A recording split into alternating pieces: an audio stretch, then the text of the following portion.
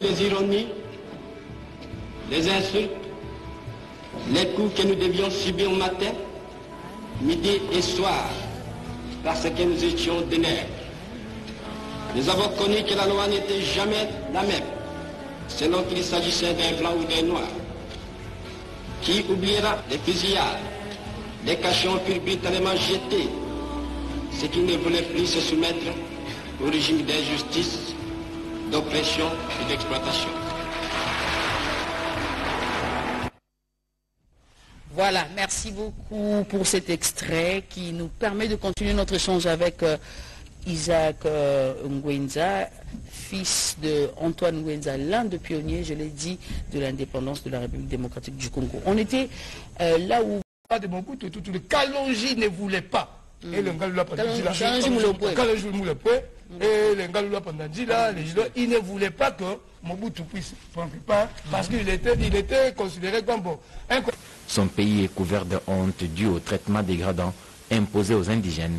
Il faut absolument changer de paradigme. En 1908, l'État indépendant du Congo devient le Congo belge. Une véritable administration va prendre corps. Le gouverneur général est nommé avec une mission claire sur le social.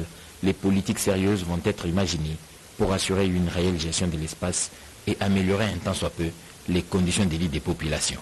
L'éducation va s'atteler à toucher la personnalité intime de l'indigène, à transformer sa mentalité, à le rallier dans son fort intérieur à l'ordre social nouveau. L'espace est pourvu d'importantes ressources naturelles.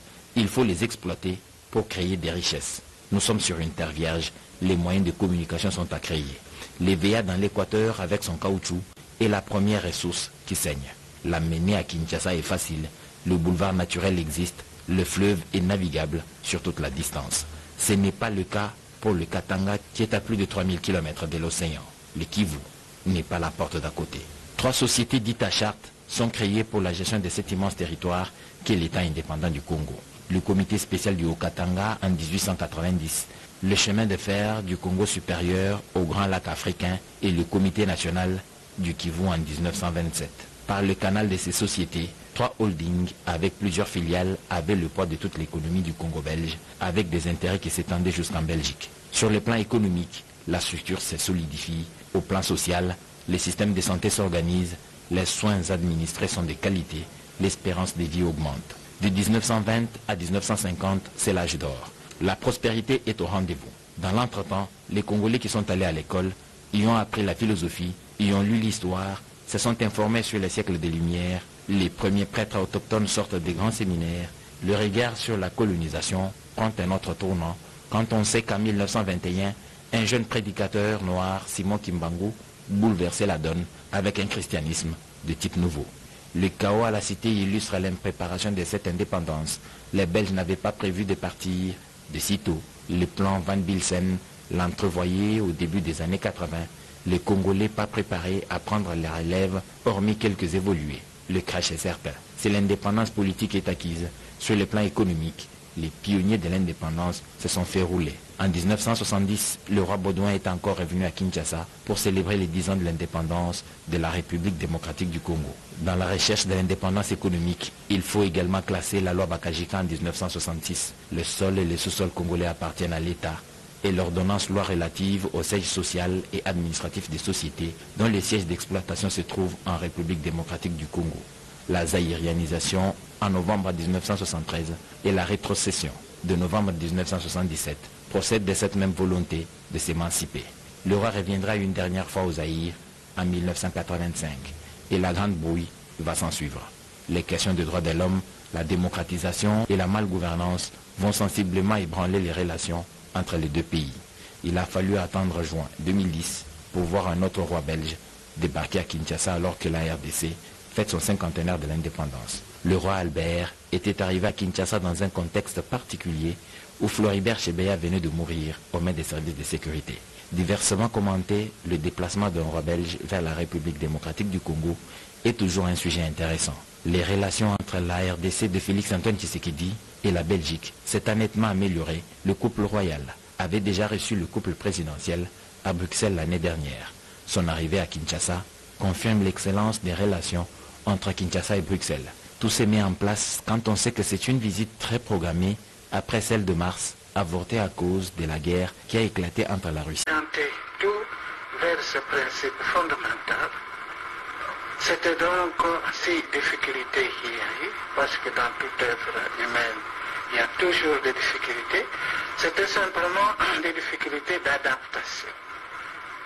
Et comme l'adaptation n'a pas seulement un domaine, il fallait faire l'adaptation dans tous les domaines.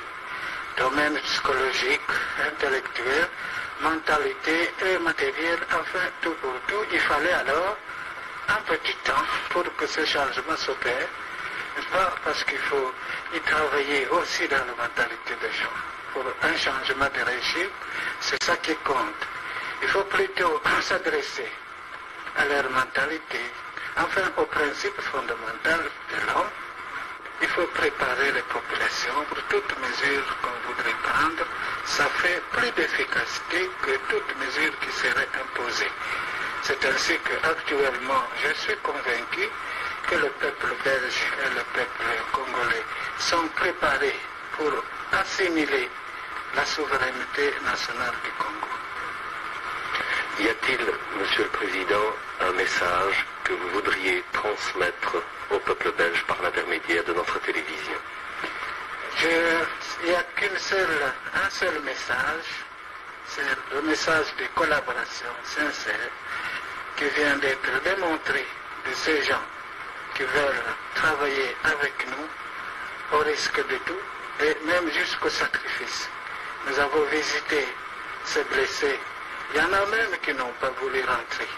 Ils ont considéré que le Congo, où ils ont investi leur avoir, était devenu leur patrie et que par conséquent, ils n'avaient pas besoin de garantie quelconque. Le gouvernement congolais prend soin de tout ce monde, qu'il soit étranger ou bien congolais. C'est exactement la même chose. J'ai fait encore une déclaration au bout des derniers exercices où je disais que les intérêts étrangers comme les intérêts congolais pour nous constituent l'avoir du Congo que nous devons protéger en tout pour tout.